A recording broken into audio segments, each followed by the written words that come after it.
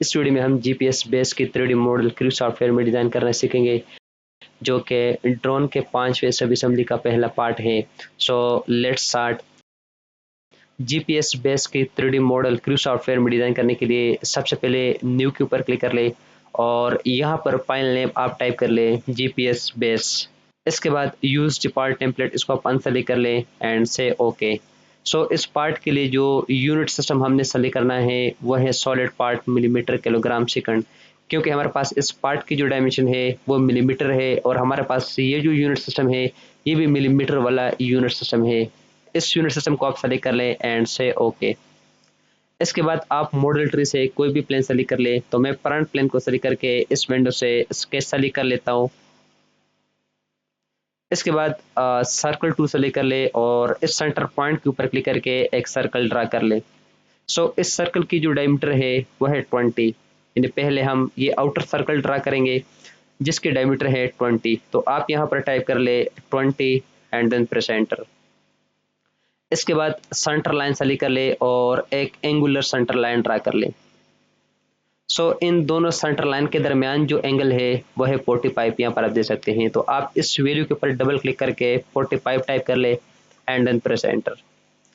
इसके बाद palette tool select कर ले और इसके बाद आप शेप्स टैब के ऊपर क्लिक कर ले और यहाँ से आप रेस ट्रैक जो शेप है इसको आप यहाँ से पिक करके यहाँ पर ड्रॉप कर ले। इसके बाद इस विंडो को क्लोज कर ले। यहाँ पर रोटेशन की जो एंगल है वो आप 45 टाइप कर ले, ठीक है, ये जो एंगल है। तो आप यहाँ पर टाइप कर ले 45 एंड देन प्रेस एंटर। इसके बाद इस शेप को इस सेंटर लाइन के ऊपर प्लेस कर ले एंड से ओके।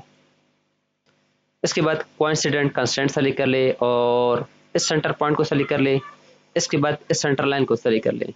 इसी तरह इस सेंटर पॉइंट को सेलेक्ट कर ले और इसके बाद इस सेंटर लाइन को सेलेक्ट कर ले। इसके बाद डायमेंशन टू सेलेक्ट कर ले और इस सेंटर पॉइंट के ऊपर क्लिक कर ले। इसके बाद इस सेंटर पॉइंट के ऊपर क्लिक करके इन दोनों सेंटर के दरमियान जो डिस्टेंस है वह है 7, यहाँ पर आप दे सकते हैं, ठीक है। तो आप यहाँ पर टाइप कर ले 7 एंड देन प्रेस एंटर। इसके बाद इस सेंटर पॉइंट के ऊपर क्लिक कर ले और इस सेंटर पॉइंट के ऊपर क्लिक करके इनके दरमियान जो डिस्टेंस है वो है 9.17। तो आप टाइप कर ले 9.17 एंड देन प्रेस एंटर। इसके बाद इस आर्क को सेलेक्ट कर ले और इसकी रेडियस की वैल्यू है 1.65, ठीक है। तो आप यहाँ पर टाइप कर ले, लेकिन इससे पहले आप ये जो डायमेंशन है इसको आप डिलीट कर ले 6.84।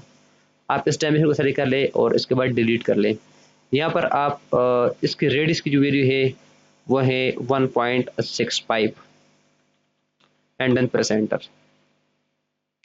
इसके बाद ऑफसेट टूल सेलेक्ट कर ले और प्रॉपर्टी के ऊपर क्लिक करके यहाँ से आप रूल बेस्ड जो ऑप्शन है इसको सेलेक्ट कर ले और इसके बाद आप यहाँ से कंप्लीट लूप जो ऑप्शन है इसको सेलेक्ट कर ले और इसके बाद इस लाइन को सेलेक्ट कर ले।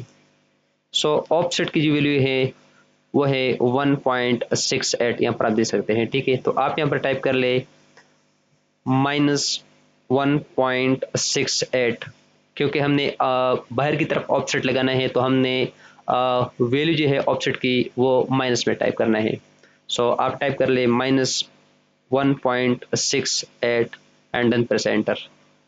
इसके बाद इस विंडो को क्लोज कर ले एंड से ओके।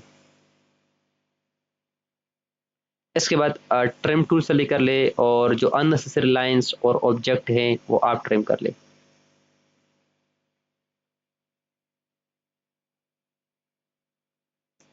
इसके बाद स्केच को सेलेक्ट कर ले।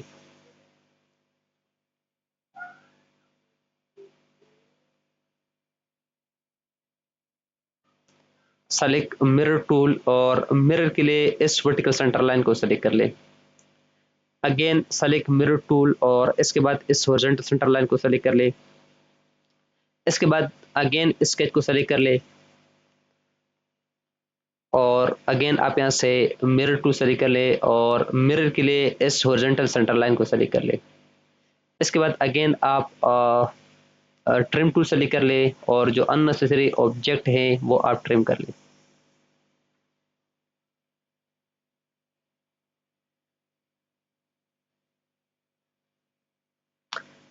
And say okay.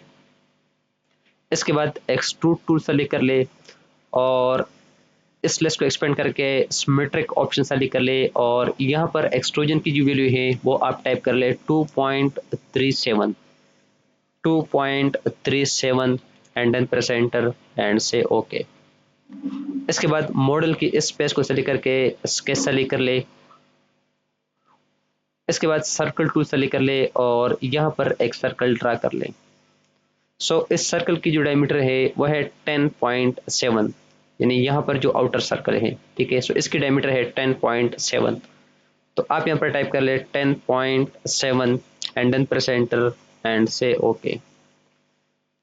Again select extrude tool और यहाँ पर एक्सट्रूजन की वैल्यू आप टाइप कर ले 6.3 and then press enter and say okay. इसके बाद मॉडल की इस स्पेस को सेलेक्ट करके स्केच सेलेक्ट कर ले। अगेन सेलेक्ट सर्कल टूल और इस सेंटर पॉइंट के ऊपर क्लिक करके एक सर्कल ड्रा कर ले। इस सर्कल की जो डायमीटर है वह है 9.19 and then press enter and say okay. Again select extrude tool और यहाँ पर एक्सट्रूजन की वैल्यू आप टाइप कर ले 9.1 and then press enter and say okay. इसके बाद मॉडल की इस स्पेस को सेलेक्ट करके स्केच सेलेक्ट कर ले।